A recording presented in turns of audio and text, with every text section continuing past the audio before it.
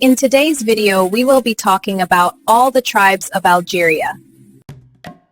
Long before the Romans, before the Arabs, before even the pyramids of Egypt, the land we call Algeria was home to the Amazigh, or Berbers, meaning the free people. Archaeologists trace their roots back over 10,000 years, and their language, Tamazight, is one of the oldest still spoken today. The Berber world was divided into powerful confederations, each fiercely independent, yet united by one spirit: freedom. The Kabyle tribe, high in the misty Kabyle mountains east of Algiers, live the Kabyle people, known for their courage, artistry, and love of independence. They resisted every invader, from the Romans to the French, and preserved their language, music, and matriarchal traditions. Kabyle villages are famous for their blue and white houses, silver jewelry, and poetic songs sung by women during harvests. According to legend, the Kabyle mountains were blessed by Dihya, a Berber queen and warrior prophetess, who once defended North Africa from Arab armies in the 7th century. Her spirit, locals say, still guards the mountains. The Chaoui tribe. Further east in the Rs Mountains live the Chaoui, another proud Berber tribe. Their name means the horned ones, perhaps referring to their mountain goats or their warrior helmets. For centuries, they served as the backbone of Algerian resistance, from the Numidian warriors who fought the Romans under King Massinissa to the Chaoui rebels who rose against French rule. Even today, the Chaoui preserve their ancient dances, wearing horned headdresses and beating drums that echo through the Ores valleys, a sound of pride and defiance. The Mozabites. Travel south and you reach the Mazab Valley, a stunning oasis built by the Mozabite people, followers of Abadi Islam, one of the world's oldest Islamic sects. Their 5 fortified cities, Gardaya, Beni Iskan, Malika, El Atuf, and Bunora, are masterpieces of desert architecture. Every home is painted white to reflect the sun, and streets are built to keep out sandstorms. For the Mozabites, simplicity is sacred.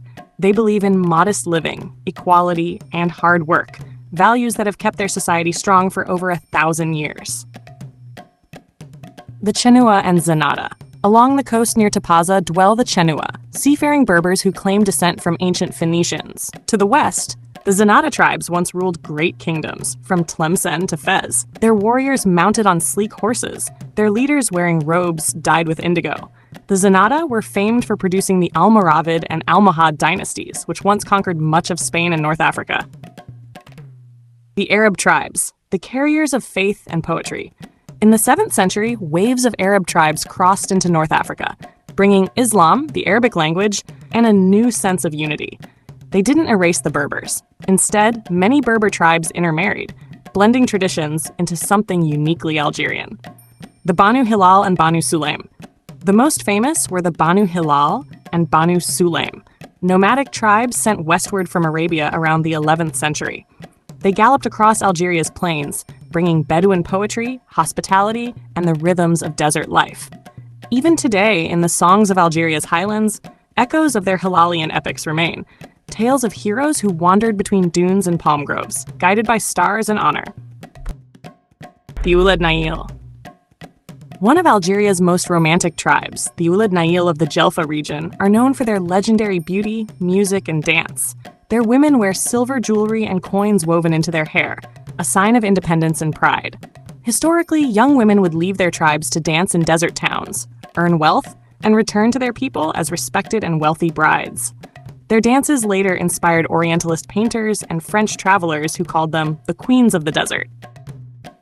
The Chaamba and Ouled Sidi Cheikh. In the Saharan heartlands, tribes like the Chaamba and Ouled Sidi Cheikh mastered survival where few could live. The Chaamba are nomads of Gardaya and El Golea, skilled camel herders and traders who connected Algeria to Timbuktu and beyond. The Ouled Sidi Cheikh, meanwhile, traced their ancestry to a revered Sufi saint. They became spiritual leaders and warriors, combining faith and sword to defend their land. The Tuareg, lords of the Sahara. Deeper into the desert, the landscape changes. Endless dunes, crimson sunsets, and silence so vast it humbles the soul. Here dwell the Tuareg, the Kel Tamashek, known as the Blue People for their indigo-dyed veils that stain their skin. For centuries, the Tuareg controlled the trans-Saharan trade routes. guiding caravans of gold, salt, and ivory between sub-Saharan Africa and the Mediterranean. Their society is matrilineal. Women hold property, choose their partners, and compose poems that rival ancient Arabic verse. Tuareg warriors ride swift camels and wield curved swords called takoba. Legend says that every Tuareg carries the spirit of Tin Hinan, the mother of the tribe, whose tomb still stands in the Hagar Mountains. She is remembered as the first queen of the desert, a symbol of grace, wisdom, and leadership.